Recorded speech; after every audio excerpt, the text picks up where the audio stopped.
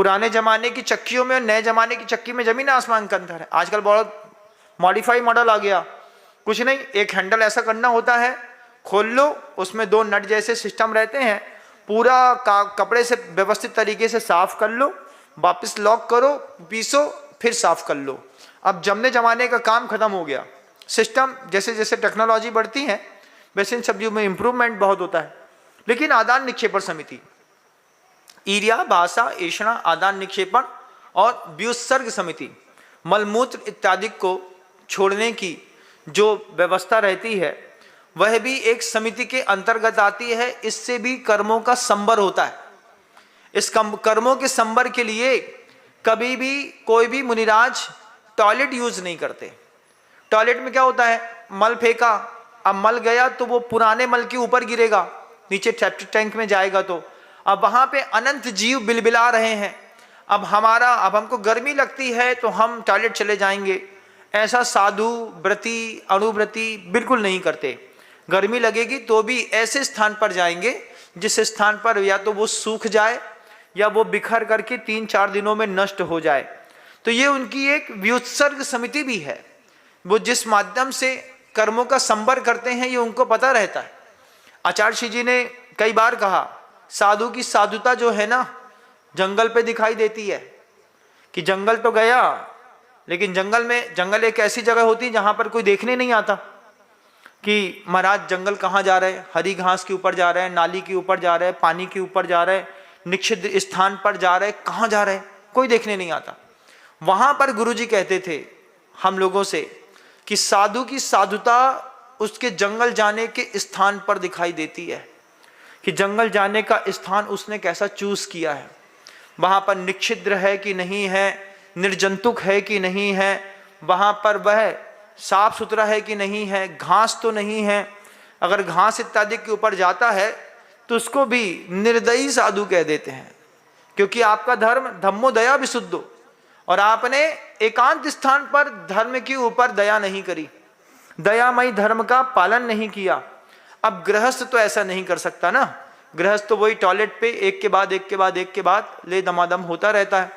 और फिर जब आप उसमें वो अपना टॉयलेट को साफ करने के लिए फ्लश दबाते हैं बटन, तो 9 लीटर अनछना पानी एक बार में उसमें अंदर चला जाता है। अब आप सोचिए समिति का पालन करने वाला कितना सजग है।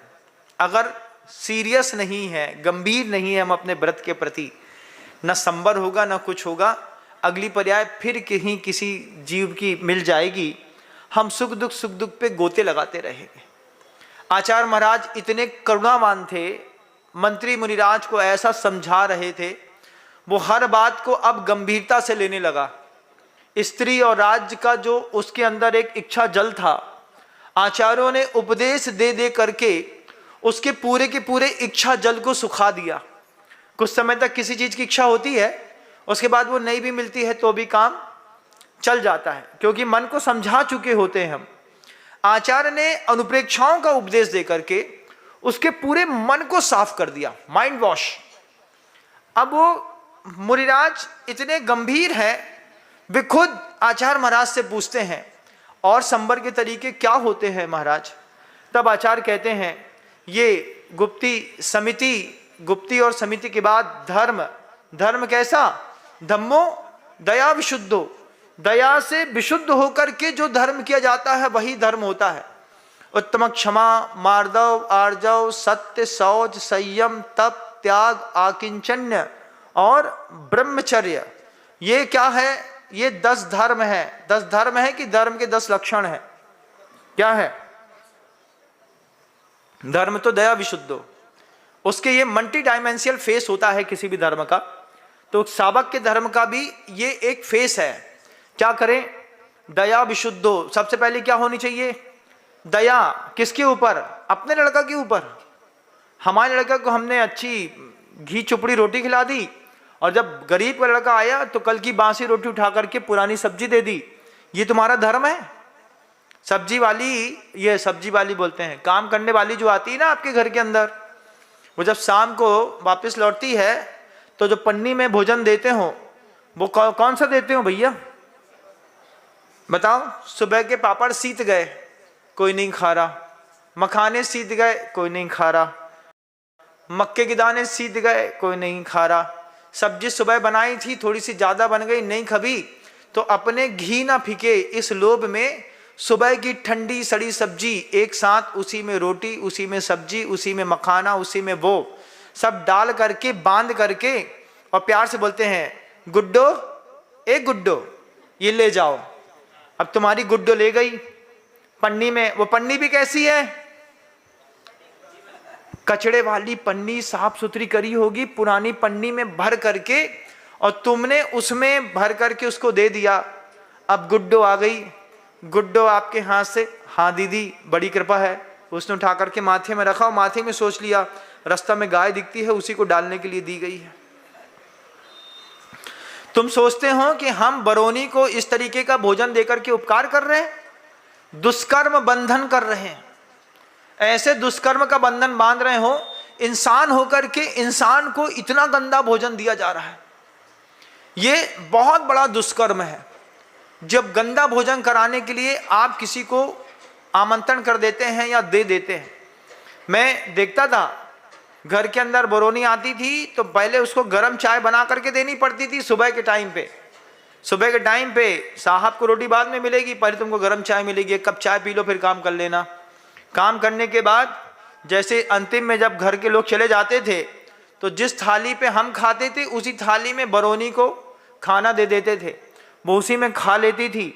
फिर एक बार दो बार खा लिया, तीसरी बार उसको समझ में आया कि हमारी थाली अलग होनी चाहिए, उसने अपनी एक थाली खुद ही अलग कर ली, अपनी थाली में उठाती, थाली में उसने अपना भोजन किया, मांझी वहीं रखी और चलती बनी।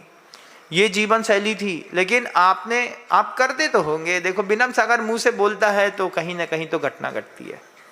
सुबह का ठंडा चावल शाम को दे दिया, तुमको लगता है वो खा लेगी? नहीं खाएगी, वो भी रास्ता चलते धीरे से गौ माता दिखेगी, गौ माता को 3 बार ऐसा छुएगी, ले गौ माता हमारे मालिक ने तुम्हारे लिए दाल रोटी सब्जी मखाना भुट्टी भिंडी परवल कड़कड़ी कद्दू सब भेजा एक साथ, घिया ले ले, भिंडी ले ले, परवल ले ले, प्याज ले, चुकंदर ले ले, लहसुन ले ले, सेंगर ले ले, सब ले ले, जितना है तू भगवान सब खा ले। वहां पे उसने परस करके वो भी आगे बढ़ गई। लेकिन आपका धर्म नहीं पला, धम्मो दया विशुद्धो बंधुओं, ये प्रायोगिक धर्म कहलाता है। हम अपने नीचे रहने वाले साधर्मियों के साथ, कर्मचारियों के साथ व्यवहार कैसा करते हैं, क्षमा मार्दव आर्जव के साथ है कि नहीं। जैसे आज एक विकल्प प्रस्तुत हुआ कि किसी साधर्मी को कैंसर हो गया है, उस साधर्मी को कैंसर हो गया है, अब उसके पास ताकत नहीं है अपने प्राण की रक्षा करने के लिए, हम उसको जानते नहीं हैं, हम उसको अनजान हैं, तो अज्ञान है अनजान है, हम उसके लिए क्या मदद करें? हो चलो 500 पकड़ लो, 500 में उसकी पूरा इलाज हो जाएगा, 500 में उसका कीमो हो जाएगा, 500 में उसका रेडिएशन भी हो जाएगा, 500 में उसकी दवाई भी आ जाएगी, 500 में सब हो जाएगा।